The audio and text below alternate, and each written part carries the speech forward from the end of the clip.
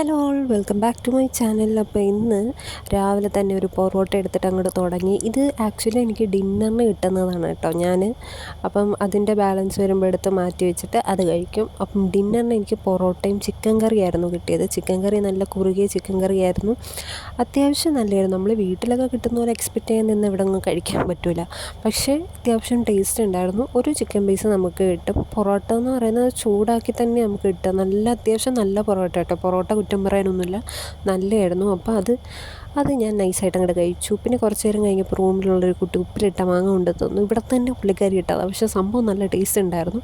ഉച്ചയൊക്കെ ആയപ്പോൾ എനിക്ക് ചോറുണ്ണാൻ ഭയങ്കര കൊതി. എനിക്കിങ്ങനെ കൊതി വരുന്ന സമയത്ത് ഞാൻ പുറത്തുനിന്ന് ഓർഡറാക്കി കഴിക്കും. അതും ഒരു പ്രത്യേക കടയുണ്ട്, ഗ്രീൻലാൻഡ് എന്ന് പറയുന്നൊരു കട. എനിക്ക് ഭയങ്കര ഇഷ്ടമാണ് അവിടുത്തെ മീൽസും കാര്യങ്ങളും.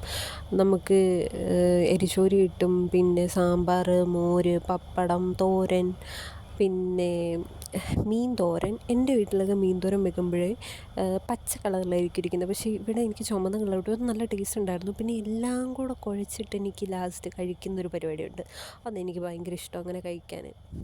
അപ്പോൾ അങ്ങനെ ഒരു പിടിച്ചൊരു കഴിപ്പങ്ങ് കഴിച്ചെങ്കിൽ പിന്നെ ഒരു ചോക്ലേറ്റ്. പിന്നെ ഇതൊക്കെ കഴിച്ചിങ്ങനെ ഇരുന്നപ്പോൾ എനിക്ക് രാത്രിയിലത്തേക്കുള്ള ഫുഡ് കിട്ടി. ബീഫ് ബിരിയാണി. മെസ്സുകാർക്ക് എന്ത് പറ്റിയെന്ന് എനിക്കറിയത്തില്ല. മെസ്സിലത്തെ ബിരിയാണി നേരത്തെ വൻ ഫ്ലോപ്പായിരുന്നു കേട്ടോ.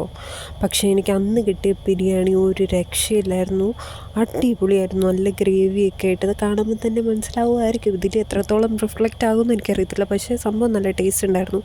അതിന് ഈ സൈഡും നല്ലതായിരുന്നു കേട്ടോ. തൈരാന്നൊന്ന് ചോദിച്ചാൽ തൈരും അല്ല, മോരാന്നൊന്ന് ചോദിച്ചാൽ മോരും അല്ല. ഇതിൻ്റെ രണ്ടിനെയും നടുക്കുള്ള രീതിയിൽ അവരെന്തോ ആക്കി തന്നു. നല്ല ടേസ്റ്റ് ഉണ്ടായിരുന്നു സംഭവം.